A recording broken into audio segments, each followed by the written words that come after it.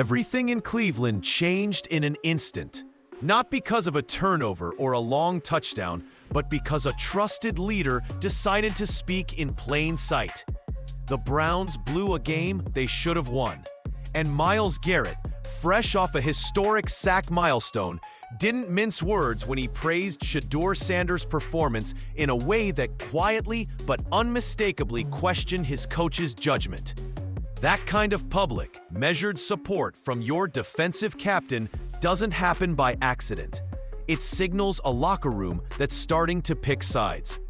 Shedeur threw for 364 yards, engineered an 80-yard comeback drive, and looked every bit like the franchise quarterback Cleveland desperately wanted. Yet in the most critical moments, the play call didn't go to the hot hand. A pre-planned two-point strategy and a wildcat gamble replaced the rookie who just carried the offense. A 31-29 loss filled with special teams blunders, a run defense that got gashed, and injuries that made execution even harder. Kevin Stefanski took responsibility in the postgame, but offered few real answers, and that evasiveness only amplified the noise.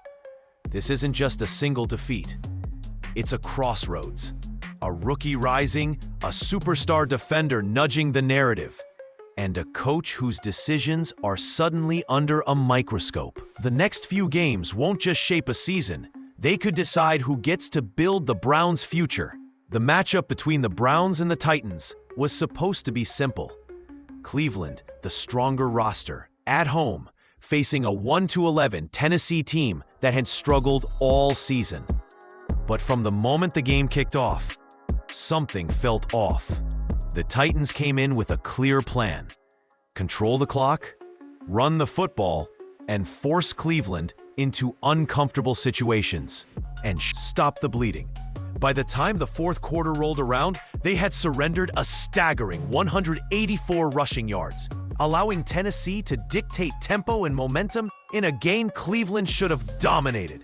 Yet even with the defense struggling and special teams contributing to the chaos with a blocked punt and poor kickoff coverage, Shedeur Sanders kept the Browns alive. His stat line, 364 passing yards, 3 touchdowns, and a rushing score, only tells part of the story. What really shifted the energy in the stadium was the way he led the offense late. Down 14, Shedeur put together an 80-yard touchdown drive that felt like a defining moment. The type of drive where a rookie becomes a leader in real time. Each throw showed poise. Each scramble showed maturity. And the offense fed off it. But the real turning point didn't happen on that drive. It came right after. Trailing 31-23, Cleveland lined up for a 2-point conversion. Yet Shedeur, instead, the Browns ran a pre-planned wildcat play that collapsed instantly. After the next touchdown made it 31-29. The moment called for the quarterback who had been carving up Tennessee's defense all afternoon. But once again, Stefanski stuck to another wildcat attempt rather than trusting his rookie. And once again, it ended in failure. Those decisions defined the game more than any defensive lapse or injury. They cut through the momentum Shedeur had created. They stunned the crowd, and they sparked the subtle but unmistakable reaction that would later come from Myles Garrett. A reaction that hinted at something deeper happening inside the building. This game wasn't just a loss, it was a message. One that exposed a widening gap between the players' belief in their quarterback and the coach's refusal to hand in the keys. When Myles Garrett stepped up to the podium after the loss, the room already felt tense.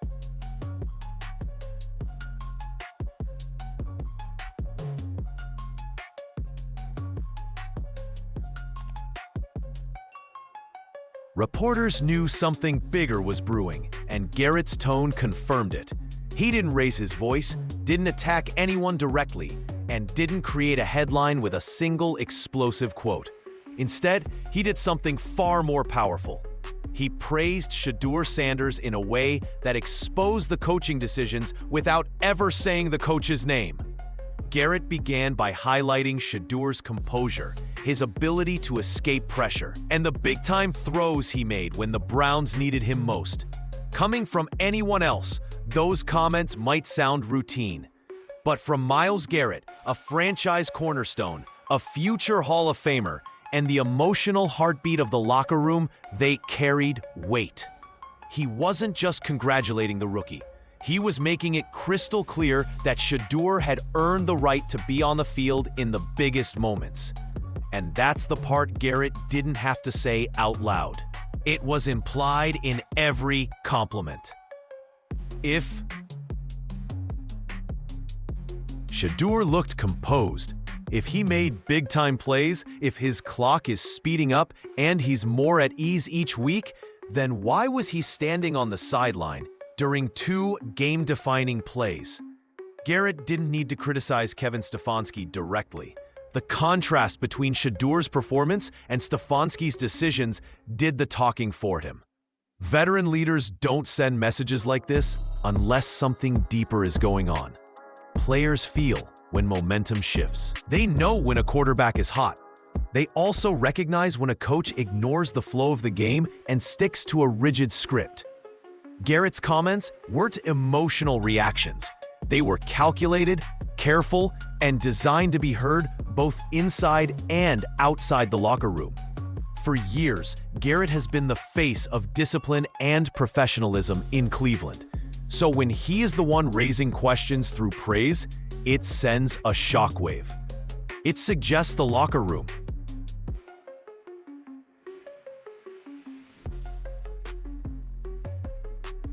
sees what the fans see, a young quarterback who deserves trust, and a coaching staff that seems unwilling to give it to him. It also signals something else, that the players are ready to rally behind Shedeur, even if the coach isn't. Garrett didn't start a controversy. He acknowledged one that was already growing. Kevin Stefanski walked into his post-game press conference looking like a man who already knew the questions that were coming and didn't have the answers anyone wanted. His tone was flat, his explanations were vague, and every response felt like it was designed to avoid the truth rather than address it. And in a game where his decisions directly cost Cleveland a win, that type of evasiveness only made things worse. When reporters asked the obvious question, why wasn't Shedeur Sanders on the field for either 2-point conversion attempt? Stefanski delivered what might be the most hollow explanation of the season. It's a 2-point play. Didn't come through on our first 2-point play. We didn't come through on the second one either, but it's on me. That's not an explanation. That's a shield. Stefanski kept repeating the same line, it's on me, but never once offered actual reasoning behind the decision. If anything, the more he talked, the more it sounded like he didn't want to admit the truth. That he simply didn't trust his rookie quarterback in the biggest moment of the game. And when you have a QB who just threw for 364 yards and 3 touchdowns, that's a damning admission. Even if he never says it out loud, the press sensed blood in the water and pushed harder. Was the decision tied to Shedeur's fumbled snap on the earlier 2-point trial? No. So then when did Stefanski decide to go Wildcat instead of letting Shedeur finish the drive he started? That's when the truth slipped out. During the week you talk about 2-point plays.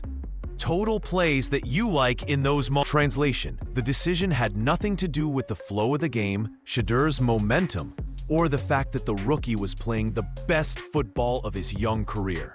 Stefanski had already locked in the call days before kickoff. That kind of stubborn, pre-scripted coaching is exactly what enrages players and loses locker rooms. Football isn't played on Tuesday in meeting rooms. It's played on the field, in the moment, with the ball in the hands of the guy who has the hot hand. And on Sunday, that guy was unquestionably Shedeur Sanders. Stefanski's press conference didn't calm the storm. It intensified it. Because when a coach refuses to adapt, refuses to explain, and refuses to trust the quarterback the entire team believes in, players notice. And as Myles Garrett's comments hinted, this locker room isn't blind. Inside the walls of an NFL locker room, players' reactions, their body language, the way they talk about certain teammates, it all reveals where the real support is. And after this loss, it became clearer than ever that the Cleveland Browns locker room is quietly but unmistakably rallying behind one person. Shedeur Sanders. The shift started the moment the rookie walked off the field. Teammates weren't patting him on the back like a young quarterback who did enough. They were treating him like the reason they even had a chance to win. You could sense it in the way receivers gravitated toward him, in how offensive linemen talked about his poise, and especially in the way the defense responded when asked about his performance. Myles Garrett's comments weren't just compliments. They were a message, a coded signal. Garrett praised Shedeur's composure, his escapes out of pressure, his big-time throws, and his ability to stay locked in despite being a rookie in a high-pressure moment. Those words weren't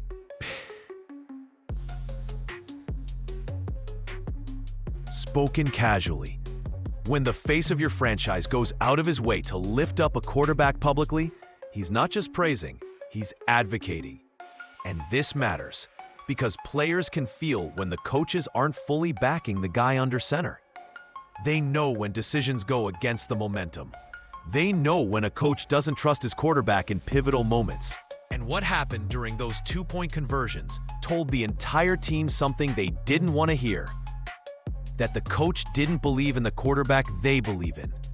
Moments like that cause subtle fractures. Defensive players who just fought through 60 minutes of bruising football start questioning why their effort didn't get rewarded. Offensive players wonder what more they're supposed to do. Veterans who've been through coaching turnover recognize the early signs of tension, and they start choosing their side. The Browns aren't just rallying behind Shedeur because he's talented. They're rallying because he's consistent in his maturity. He doesn't point fingers, doesn't blame, doesn't fold under pressure. Even after being pulled in the most important moments of the game, he remained poised and accountable. That earns respect quicker than any stat line. Right now, the locker room sees Shedeur Sanders as the future, a quarterback worthy of building around. And if the coach doesn't align with that vision, history shows which side the players and eventually the organization tend to follow. Kevin Stefanski walked into his post-game press conference like a man who already knew the questions waiting for him would be sharper than anything the Titans threw at his defense. And he was right, because what unfolded on that field wasn't just a loss, it was a direct indictment of his decision-making, his philosophy, and his connection to the pulse of his team. For weeks, there had been whispers around the league suggesting Stefanski's seat was warming up. But after this game, those whispers turned into alarms blaring through the organization. This wasn't just a questionable decision or a bad play call. It was a pattern being exposed under a national spotlight. A pattern of stubbornness, of overthinking, of refusing to adapt even when the evidence is right in front of him. What infuriated fans, and more importantly, what confused the locker room, was Stefanski's rigid commitment to a pre-decided plan. He admitted that the Wildcat two-point play was something he had settled on earlier in the week. That means no matter how well Shedeur played, no matter how electric he looked in crunch time, no matter how much momentum the rookie had built, Stefanski had already made up his mind. That's where the real problem lies. Because great coaches adjust. Great coaches read the moment. Great coaches don't bench a quarterback who just orchestrated an 80-yard masterpiece simply because of a plan scripted days earlier. Stefanski didn't just ignore the flow of the game. He ignored the heartbeat of his team, and the players felt it. Myles Garrett's subtle messaging told the world everything. The locker room believes in Shedeur more than the man calling the plays. When your defensive leader publicly praises your rookie quarterback's poise and resilience on a day you effectively took the ball out of his hands, that's a red flag the size of First Energy Stadium. Behind the scenes, rumors have already begun resurfacing about off-season changes, including reports linking the Browns to new offensive leadership in 2026. When ownership sees a coach losing the trust of his players, losing the fan base, and losing winnable games because of self-inflicted decisions, the clock starts ticking faster. And right now, that clock is getting loud because if Stefanski continues to undermine the development of his franchise quarterback, he won't just lose games, he'll lose his job. If there was one bright spot in the Browns' chaotic, frustrating, and ultimately disastrous loss, it was Shedeur Sanders. In fact, bright spot doesn't even do justice to what the rookie delivered. He wasn't just good. He was the reason Cleveland even had a chance to steal the game in the final minutes. And the more you break down his performance, the clearer it becomes. The Browns have stumbled into a franchise quarterback, and everyone can see it except the man holding the play sheet. Shedeur's 364-yard, 3-touchdown masterclass wasn't a stat-padding showcase. It was a display of poise, maturity, and command that veteran quarterbacks sometimes take years to develop. What stood out wasn't just the arm talent. It was the decision-making under pressure. The pocket down the sideline, the ability to bounce back immediately after mistakes, like his forced interception, by piecing together back-to-back touchdown drives, that's not normal rookie behavior. That's the blueprint of a future star. Even more telling was how his teammates responded. Jerry Jeudy, David Njoku, and the offensive line rallied behind him on that final 80-yard drive. A march filled with precision and confidence that electrified the entire stadium. You could feel the shift, a sense that this kid wasn't just playing quarterback, he was taking ownership of the team. And Myles Garrett's comments only confirmed what the locker room already knows. Garrett didn't praise Shedeur because it was convenient. He praised him because the rookie earned it, because he showed leadership beyond his years, because he played with the toughness and focus of someone who understands the magnitude of the moment.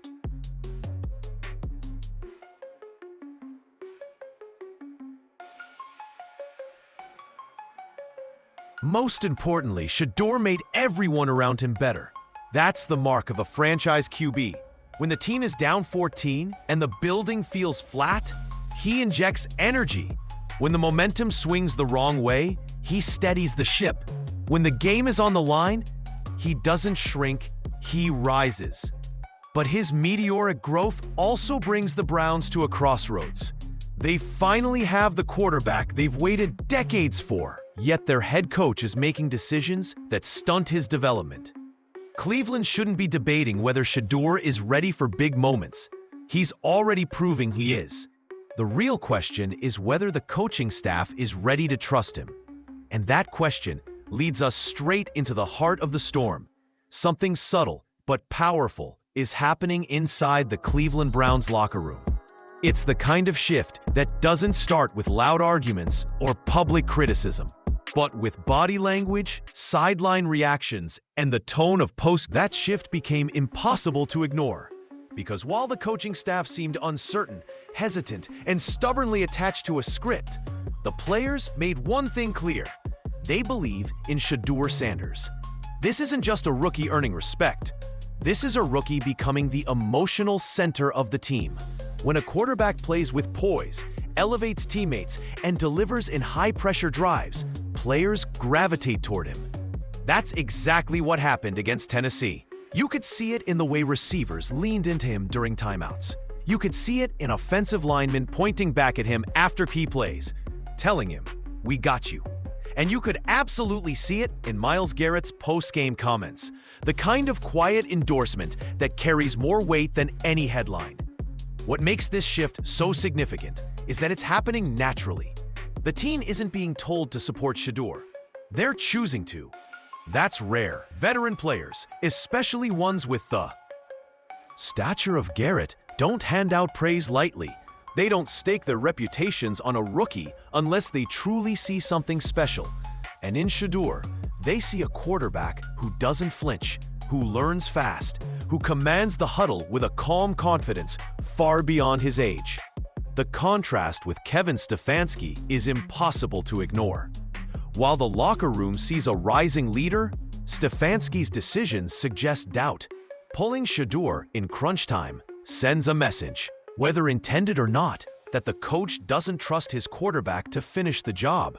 For a team built on unity and belief, that's a dangerous disconnect. It creates an internal divide between what players feel and what the coaching staff chooses. And make no mistake, locker rooms always side with the guy who battles with them on the field, not the one making questionable decisions from the sideline. As the season heads toward its final stretch, this alignment becomes even more important. The Browns' playoff hopes may be gone, but their future is not. How this team rallies, how they respond to adversity, and how much responsibility they place in Shedeur's hands will shape the culture for years to come. The locker room has already chosen its leader. The only question now is whether the coaching staff will catch up or be replaced by someone who does. As the dust settles on one of the most baffling and avoidable losses of the Browns season, a single truth rises above all the chaos, all the frustration, and all the post-game noise. Cleveland finally has its franchise quarterback, but the organization now stands at a crossroads that could determine the next decade of football in this city. Because while Shedeur Sanders proved once again that he has the talent, composure, leadership, and fire to carry this team into the future, the decisions being made above him are threatening to stunt that rise before it fully begins.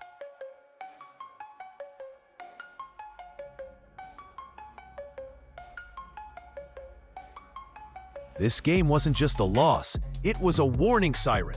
You don't watch a rookie throw for 364 yards, orchestrate a brilliant 80-yard touchdown drive, rally the entire locker room behind him, and then decide to remove him from the most critical plays of the game, unless something is deeply misaligned within your coaching philosophy.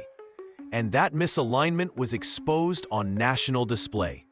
What makes this moment so pivotal is not just the loss itself, but the reactions that followed. Myles Garrett's carefully worded praise wasn't just a compliment. It was a message, a signal that the players recognize greatness in their quarterback and want the organization to recognize it too. When the face of your franchise subtly questions your decisions, that's not media drama. That's internal tension spilling into the public. The Browns have seen this story before. Talent wasted because leadership couldn't get out of its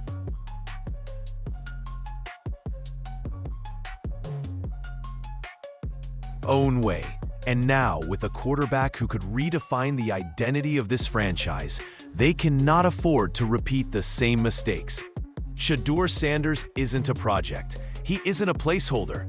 He isn't a develop slowly guy. He is the future, and the locker room knows it. The fans know it.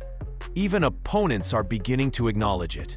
The only uncertainty lies with the head coach, and whether he is willing or even capable of adjusting to the reality unfolding right in front of him. Over the final stretch of the season, the question won't be whether Shedeur continues to shine. It will be whether the organization has the courage to align itself around him, fully, completely, and without hesitation. Because if they do, the Browns' future is brighter than it has been in decades.